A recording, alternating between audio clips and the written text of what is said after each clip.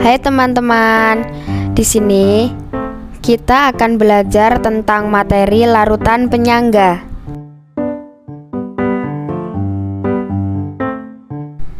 Nah, udah pada tahu belum nih, apa sih larutan penyangga itu? Bagaimana cara pembuatannya?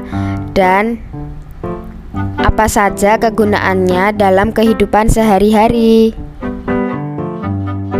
Pengertian larutan penyangga. Larutan penyangga atau buffer merupakan larutan yang pH-nya tidak berubah sama sekali jika ditambahkan air.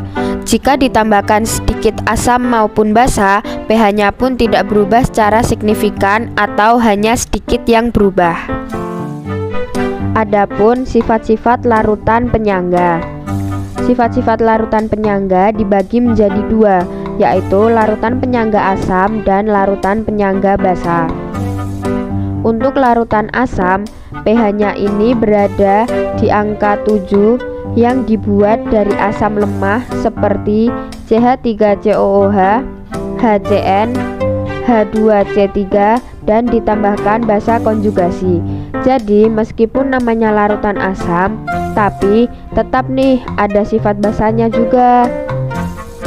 Nah, untuk larutan penyangga basa, larutan yang berisi atas basa lemah dan asam konjugasinya.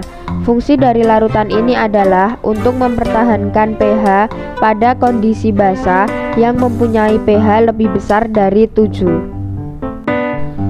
Cara pembuatan larutan buffer atau penyangga. Larutan buffer memang sangat diperlukan di bidang ilmu kimia. Definisi larutan buffer itu sendiri adalah campuran asam lemah dengan basa lemah dengan basa konjugasinya atau basa lemah dengan asam konjugasinya. Adapun manfaat dan kegunaan larutan penyangga dalam kehidupan sehari-hari. Yang pertama, pengontrol pH darah manusia.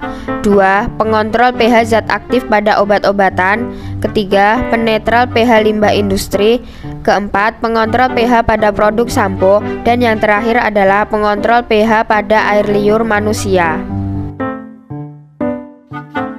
Mungkin cukup sampai di sini sedikit penjelasan tentang materi larutan penyangga dari saya. Terima kasih. Sampai bertemu kembali.